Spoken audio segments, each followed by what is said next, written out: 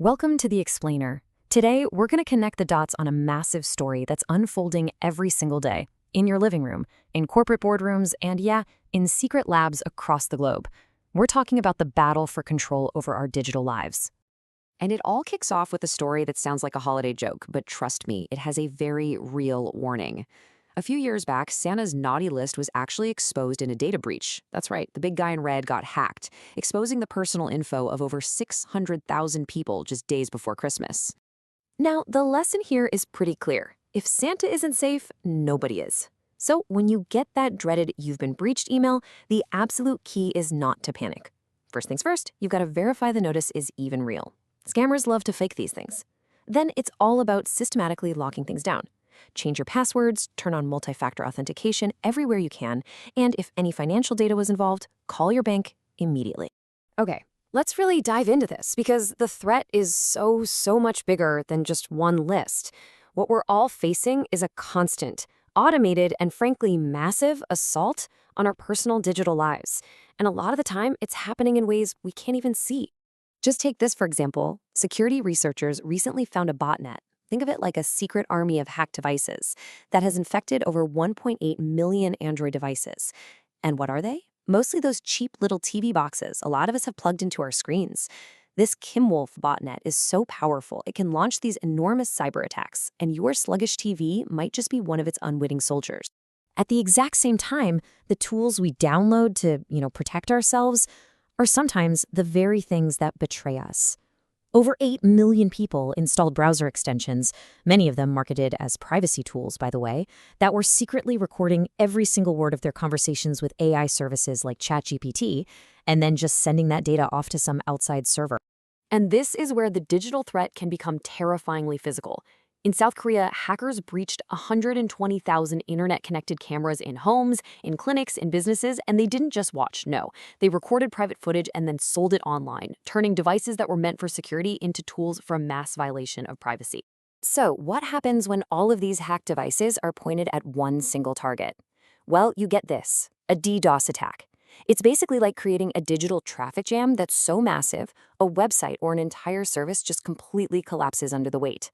And that is exactly what happened in France, when an attack took down the national, postal, and banking services right in the middle of the Christmas rush, showing just how vulnerable our most essential infrastructure really is. But these threats from hackers and criminals, that's only half the story. There is a parallel battle for control being waged by the very corporations that build our digital world.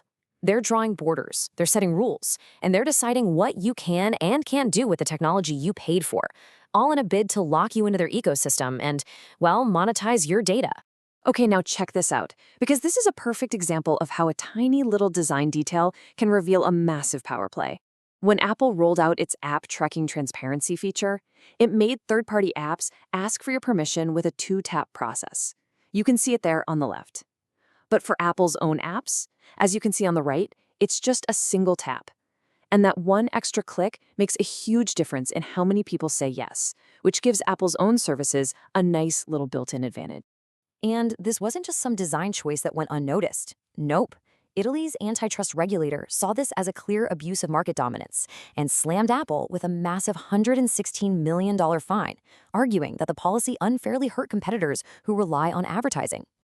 This corporate power grab is forcing other giants to react. Take the aerospace company Airbus. They're actively moving their most sensitive data. We're talking aircraft designs, manufacturing systems, away from US cloud providers like Amazon and Microsoft. They're trying to build what's called a sovereign cloud, basically a European-controlled system to shield their data from US laws that could force them to hand it over. And this next example really shows just how far that corporate control can go. In its latest user agreement, Nintendo has given itself the right to remotely disable a game console that you bought, that you own.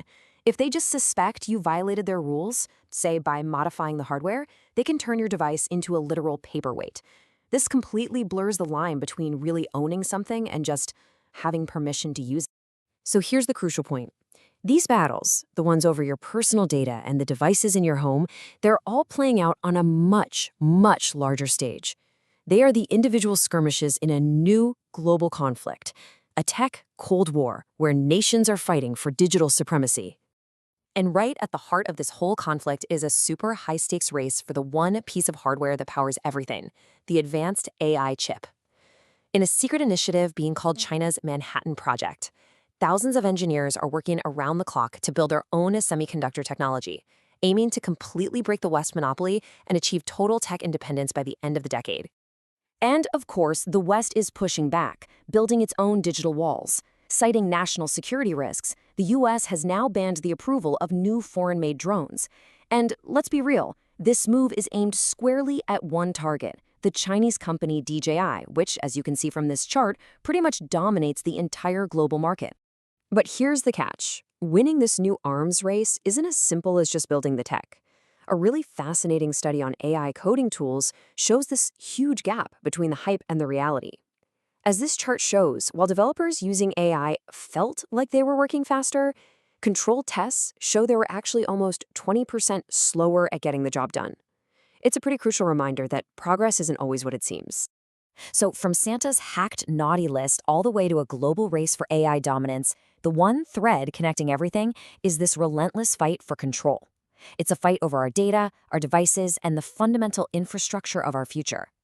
And that leaves all of us with a really critical question to think about. In this new digital frontier, the lines between personal security, corporate power, and national interest are all blurring together.